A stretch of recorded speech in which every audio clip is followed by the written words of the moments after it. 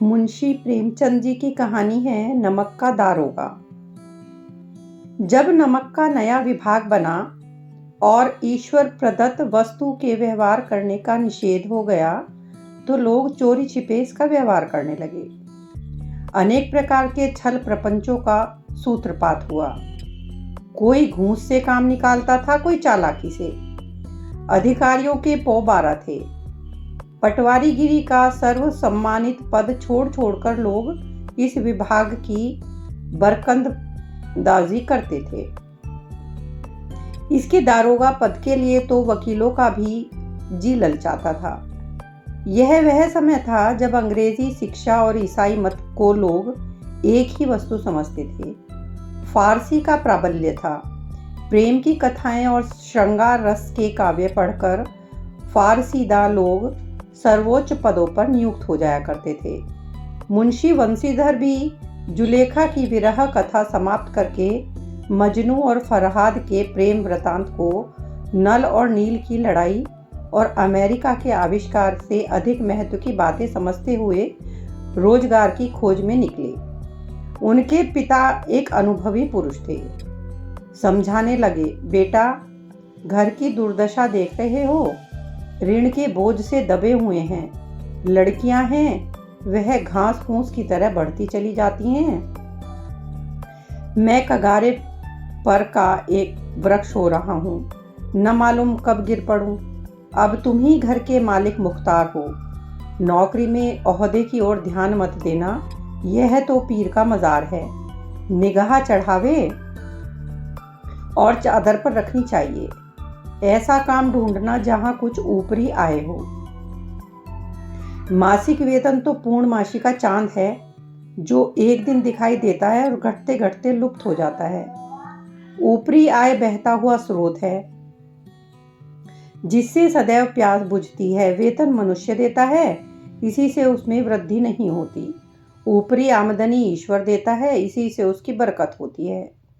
तुम स्वयं बुद्धिमान हो, तुम्हें क्या समझाऊं।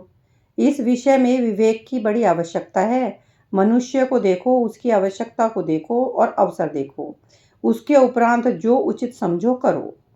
गरज वाले आदमी के साथ कठोरता करने में लाभ ही लाभ है, लेकिन बेगरज को दांव पर पाना जरा कठिन है। इन बातों को निगाह में बांध लो। यह मेरी जन्म भर की कमाई है। इस उपदेश के बाद पिताजी ने आशीर्वाद दिया। वंशीधर आज्ञाकारी पुत्र थे। ये बातें ध्यान से सुनी और तब घर से चल खड़े हुए। इस विस्तृत संसार में उनके लिए धैर्य अपना मित्र, बुद्धि अपनी पथ प्रदर्शक और आत्मावलंबन ही अपना सहायक था। लेकिन अच्छे शकुन से चले थे। जाते ही जाते नमक विभाग के दारोगा पद पर प्रतिष्ठित हो गए। वेतन अच्छा और ऊपरी आय का तो ठिकाना ही न था। वृद्ध मुंशी जी को सुख संवाद मिला तो फूले न समाये। महाजन कुछ नरम पड़े। कलवार की आशा लता लहराई। पड़ोसियों के हृदय में शूल उठने लगे। जाड़े के दिन थे और रात का समय। नमक के सिपाही चौकीदार नशे में मस्त थे। मुंशी वंशीधर को यहाँ आए अभी 6 महीने से अधिक न हुए थे, लेकिन इस थोड़े समय में ही उन्होंने अपनी कार्य कुशलता और उत्तम आचार से अफसरों को मोहित कर लिया था। अफसर लोग उन पर बहुत विश्वास करने लगे। नमक के दफ्तर से एक मील पूर्व की ओर जमुना बहती थी। उस पर नावों का एक पुल बना हुआ था। दारोगा जी किवाड़ बंद किए मीठी नींद से सो रहे थे। अचानक आंख खुली तो नदी के प्रवाह की जगह गाड़ियों की गड़गड़ाहट तथा मनलाहों का कोलाहल सुनाई दिया। उठ बैठे। इतनी रात गए, गाड़ियां क्यों नदी के पार जाती हैं? अवश्य कुछ न कुछ गोलमाल है। तर्क ने भ्रम को पुष्ट किया। वर्दी पहनी, तमंचा जेब में रखा और बात की बात में घोड़ा बढ़ाए हुए पुल पर आ पहुंचे। गाड़ियों की एक लंबी कतार पुल के पार जाती देखी। डांट कर पूछा, किसकी गाड़ियां हैं? थोड़ी देर तक सन्नाटा रहा। आदमियों में कुछ कानाफूसी हुई। तब आगे वाले ने कहा, पंडित अलोपीदीन की है। कौन पंडित अलोपीदीन? दातागंज के मुंशी वंशीधर चौके। पंडित अलोपीदीन इस इलाके के सबसे प्रतिष्ठित जमींदार थे। लाखों रुपयों का लेन देन करते थे। इधर छोटे से बड़े कौन ऐसे थे जो उनके ऋणी न हों। व्यापार भी बड़ा लंबा चौड़ा था। बड़े चलते पुर्जे आदमी थे। अंग्रेज अफसर उनके इलाके में शिकार खेलने आते और उनके मेहमान होते। बारहों मास सदाव्रत चलता था। मुंशी जी ने पूछा, गाड़ियां कहाँ जाएंगी? उत्तर मिला, कानपुर। लेकिन इस प्रश्न पर कि इसमें क्या है, सन्नाटा छा गया। दारोगा साहब का संदेह और भी बढ़ा। कुछ देर तक उत्तर की बाट देखकर वे जोर से बोले, क्या गूंगे हो गए हो? हम पूछते हैं इनमें क्या लदा है। जब इस बार भी कोई उत्तर न मिले तो उन्होंने घोड़े को एक गाड़ी से मिलाकर बोरे को टटोला। भ्रम दूर हो गया। यह नमक के ढेले थे। पंडित आलोपीदीन अपने सजीले रथ पर सवार कुछ सोते कुछ जागते चले आते थे। अचानक कहीं गाड़ी वालों ने घबराए हुए आकर जगाया और बोले, महाराज, दारोगा ने गाड़ियां रोक दी हैं और घाट पर खड़े आपको बुलाते हैं। पंडित आलोपीदीन का लक्ष्मी जी पर अखंड विश्वास था। वह कहा करते थे कि संसार का तो कहना ही क्या, स्वर्ग में भी लक्ष्मी का ही राज्य है। उनका यह कहना यथार्थी था। न्याय और नीति सब लक्ष्मी के ही खिलौने हैं। इन्हें वह जैसे चाहती है नचाती है। लेटे ही लेटे गर्व से बोले, चलो हम आते हैं। यह कहकर पंडित जी ने बड़ी निश्चिंतता से पान के बीड़े लगाकर खाए। फिर लिहाफ ओढ़े हुए दारोगा के पास आकर बोले, बाबूजी, आशीर्वाद कहिए, हमसे ऐसा कौन सा अपराध हुआ कि गाड़ियां रोक दी गई? हम ब्राह्मणों पर तो आपकी कृपा दृष्टि रहनी चाहिए। वंशीधर रुखाई से बोले, सरकारी हुक्म। पंडित आलोपीदीन ने हंसकर कहा, हम सरकारी हुक्म को नहीं जानते और न ही सरकार को। हमारे सरकार तो आप ही हैं। हमारा और आपका तो घर का मामला है। हम कभी आपसे बाहर हो सकते हैं? आपने व्यर्थ का कष्ट उठाया। यह हो नहीं सकता कि इधर से जाएं और इस घाट के देवता को भेंट न चढ़ावें। मैं तो आपकी सेवा में स्वयं ही आ रहा था। वंशीधर पर ऐश्वर्य की मोहिनी वंशी का कुछ प्रभाव न पड़ा। ईमानदारी की नई उमंग थी। कड़क कर बोले, हम उन नमक हरामों में नहीं हैं जो कौड़ियों पर अपना ईमान बेचते फिरते हैं। आप इस समय हिरासत में हैं। आपका कायदे के अनुसार चालान होगा। बस मुझे अधिक बातों की फुर्सत नहीं है। जमादार बदलू सिंह, तुम इन्हें हिरासत में ले लो, मैं हुक्म देता हूँ। पंडित आलोपीदीन स्तब्ध रह गए। गाड़ी वालों में हलचल मच गई। पंडित जी के जीवन में कदाचित यह पहला ही अवसर था कि पंडित को ऐसी कठोर बातें सुननी पड़ी। बदलू सिंह आगे बढ़ा, किंतु रौब के मारे यह साहस न हुआ कि उनका हाथ पकड़ सके। पंडित जी ने धर्म को धन का ऐसा निरादर करते कभी न देखा था। विचार किया कि यह अभी उदंड लड़का है, माया मोह के जाल में अभी नहीं पड़ा, अल्लड़ है, झिझकता है। बहुत दीन भाव से बोले, बाबू साहब, ऐसा न कीजिए, हम मिट जाएंगे, इज्जत धूल में मिल जाएगी। हमारा अपमान करने से आपको हाथ क्या आएगा? हम किसी तरह आपसे बाहर थोड़े ही हैं। वंशीधर ने कठोर स्वर में कहा, हम ऐसी बातें नहीं सुनना चाहते। आलोपीदीन ने जिस सहारे को चट्टान समझ रखा था वह पैरों से नीचे खिसकता हुआ मालूम हुआ। स्वाभिमान और धन ऐश्वर्य को कड़ी चोट लगी। किंतु अभी तक धन की सांख्यिक शक्ति का पूरा भरोसा था। अपने मुख्तार से बोले, लालाजी, 1000 के नोट बाबू साहब की भेंट करो। आप इस समय भूखे सिंह हो रहे हैं। वंशीधर ने गर्म होकर कहा, 1000 नहीं, 1,00,000 भी मुझे सच्चे मार्ग से नहीं हटा सकते। धर्म की इस बुद्धिहीन दृढ़ता और देव दुर्लभ त्याग पर मन बहुत झुंझलाया। अब दोनों शक्तियों में संग्राम होने लगा। धन ने उछल उछल कर आक्रमण करने शुरू किए। 1 से 5, 5 से 10 और 10 से 15 और 15 से 20,000 तक नौबत पहुंची। किंतु धर्म अलौकिक वीरता के साथ इस बहुसंख्यक सेना के सम्मुख अकेला पर्वत की भांति अटल अविचलित खड़ा था। आलोपीदीन निराश होकर बोले, अब इससे अधिक मेरा साहस नहीं, आगे आपको अधिकार है। वंशीधर ने अपने जमादार को ललकारा। बदलू सिंह मन में दारोगा जी को गालियां देता हुआ पंडित आलोपीदीन की ओर बढ़ा। पंडित जी घबराकर 2-3 कदम पीछे हट गए। अत्यंत दीनता से बोले, बाबू साहब, ईश्वर के लिए मुझ पर दया कीजिए, मैं 25,000 पर निपटारा करने को तैयार हूं। असंभव बात है। 30,000 पर? किसी तरह भी संभव नहीं। क्या 40,000 पर भी नहीं? 40,000 नहीं, 40 लाख पर भी संभव नहीं।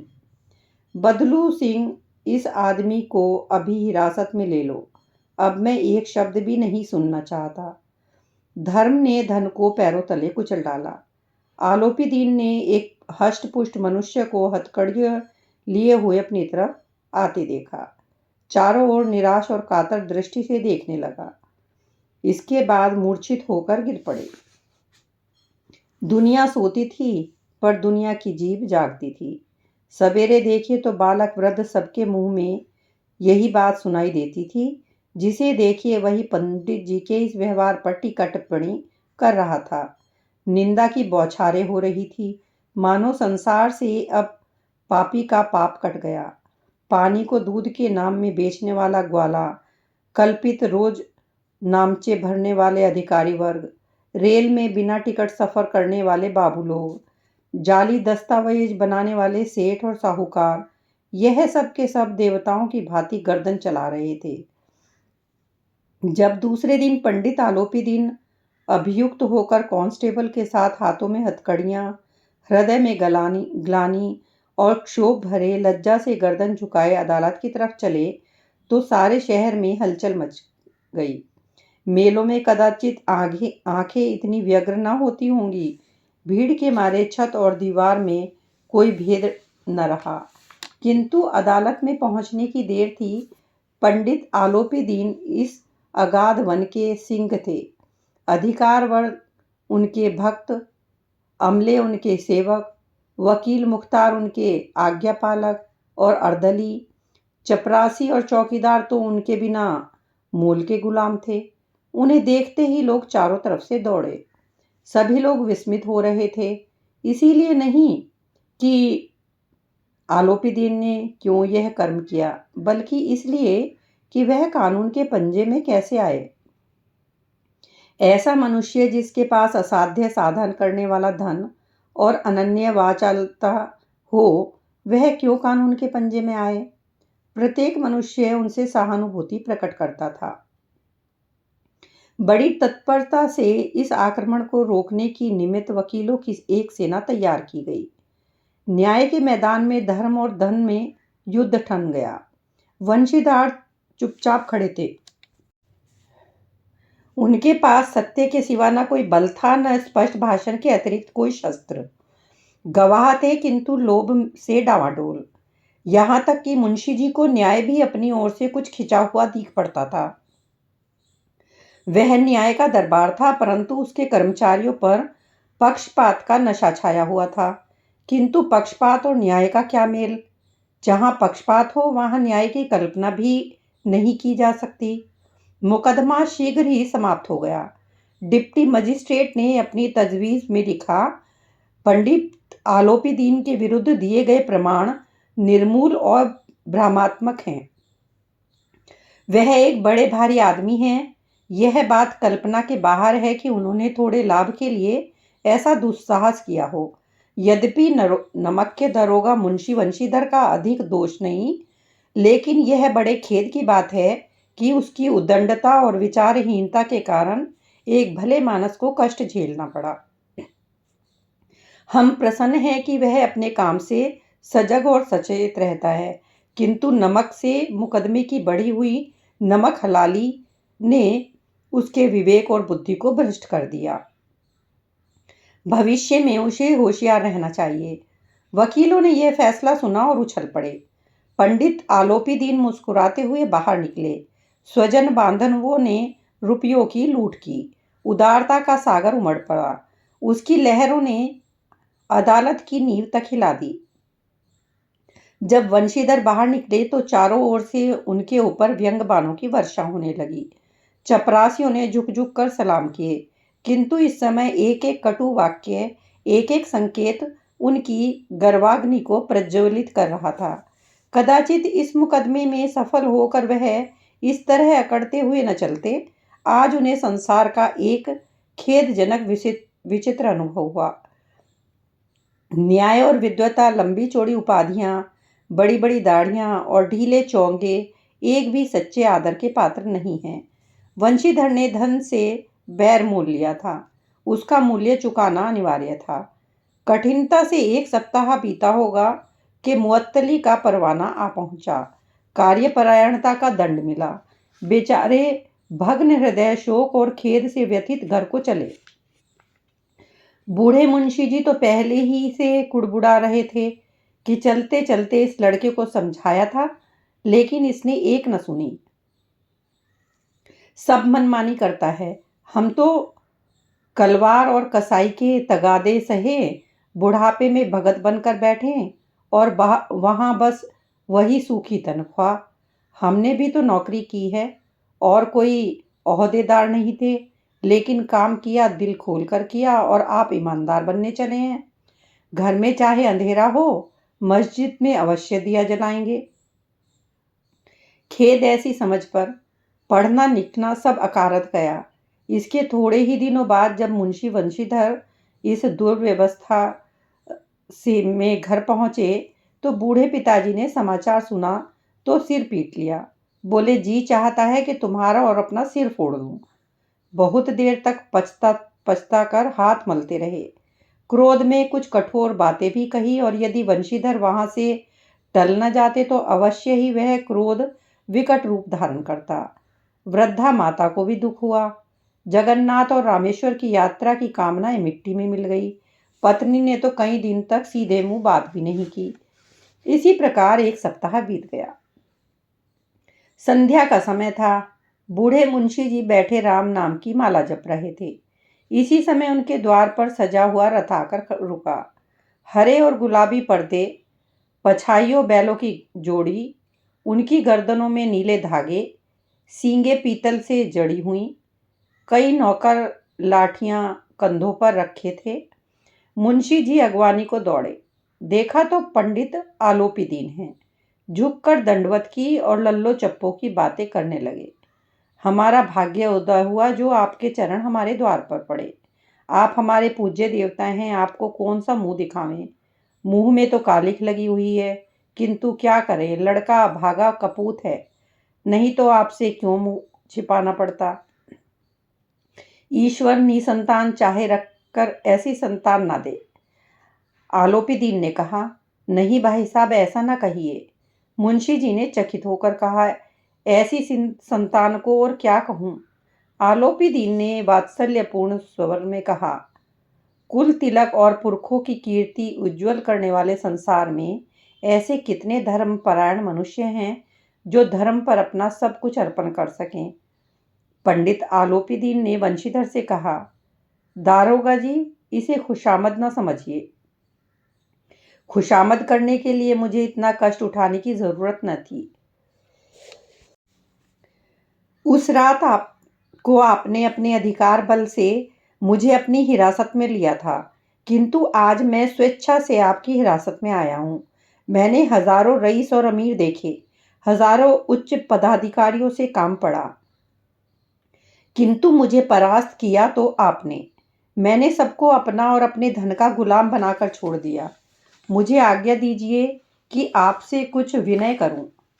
वंशीधर ने आलोपी दीन को आते देखा तो उठकर सत्कार किया, किंतु स्वाभिमान सहित। समझ गए कि यह महाशय मुझे लज्जित करने और जलाने आए हैं। क्षमा प्रार्थना की चेष्टा नहीं की, वरन उन्हें अपने पिता की यह ठकुर सुहाती की बात असहसी प्रतीत हुई। पर पंडित जी की बातें सुनी तो मन की मैल मिट गई। पंडित जी की ओर उड़ती हुई दृष्टि से देखा। सद्भाव झलक रहा था। गर्व ने लज्जा के सामने सिर झुका दिया। शर्माते हुए बोले, यह आपकी उदारता है जो ऐसा कहते हैं। मुझसे जो कुछ अविनय हुई है उसे क्षमा कीजिए। मैं धर्म की बेड़ी में जकड़ा हुआ था, नहीं तो वैसे मैं आपका दास हूँ। जो आज्ञा होगी वह मेरे सिर माथे पर। आलोपी दीन ने विनीत भाव से कहा, नहीं, तट पर आपने मेरी प्रार्थना नहीं स्वीकार की थी, किंतु आज स्वीकार करनी पड़ेगी। वंशीधर बोले, मैं किस योग्य हूँ, किंतु जो कुछ सेवा मुझसे हो सकती है उसमें त्रुटि न होगी। आलोपी दीन ने एक स्टैंप लगा हुआ पत्र निकाला और उसे वंशीधर के सामने रखकर बोले, इस पद को स्वीकार कीजिए और अपने हस्ताक्षर दीजिए। मैं ब्राह्मण हूँ, जब तक यह सवाल पूरा न कीजिएगा द्वार से न हटूंगा। मुंशी वंशीधर ने उस कागज को पढ़ा तो कृतज्ञता से आंखों में आंसू भर आए। पंडित आलोपी दीन ने उनको अपनी सारी जायदाद का स्थायी मैनेजर नियत किया था। 6,000 वार्षिक वेतन के अतिरिक्त रोजाना खर्च अलग, सवारी के लिए घोड़ा, रहने को बंगला, नौकर चाकर मुफ्त। कंपित स्वर में बोले, पंडित जी, मुझ में इतनी सामर्थ्य नहीं है कि आपकी उदारता की प्रशंसा कर सकूं, किंतु ऐसे उच्च पद के योग्य नहीं हूं। आलोपी दीन हंसकर बोले, मुझे इस समय एक अयोग्य मनुष्य की ही जरूरत है। वंशीधर ने गंभीर भाव से कहा, यो मैं आपका दास हूँ। आप जैसे कीर्तिवान सज्जन पुरुष की सेवा करना मेरे लिए सौभाग्य की बात है, किंतु मुझ में न विद्या है न बुद्धि, न वह स्वभाव जो इन त्रुटियों की पूर्ति कर देता हूँ। ऐसे महान कार्य के लिए एक बड़े मर्मज्ञ अनुभवी मनुष्य की जरूरत है। आलोपी दीन ने कलम दान से कलम निकाली और उसे वंशीधर के हाथ में देकर बोले, न मुझे विद्वता की चाह है, न अनुभव की, न मर्मज्ञता की, न कार्यकुशलता की। इन गुणों के महत्व का परिचय खूब पा चुका हूँ। अब सौभाग्य और सुअवसर ने मुझे वह मोती दे दिया है जिसके सामने योग्यता और विद्वता की चमक फीकी पड़ जाती है। यह कमल लीजिए, अधिक सोच विचार न कीजिए, दस्तखत कर दीजिए। परमात्मा से यही प्रार्थना है कि वह आपको सदैव ही वही नदी के किनारे वाला बेमुरवत, उदंड, कठोर परंतु धर्मनिष्ठ दारोगा बनाए रखे। वंशीधर की आंखें डबडबा गई। हृदय के संकुचित पात्र में इतना एहसान न समा सका। एक बार फिर पंडित जी की ओर श्रद्धा और भक्ति की दृष्टि से देखा और कांपते हुए हाथ से मैनेजरी पर दस्तखत कर दिए। आलोपी दीन ने प्रफुल्लित होकर उन्हें गले से लगा लिया।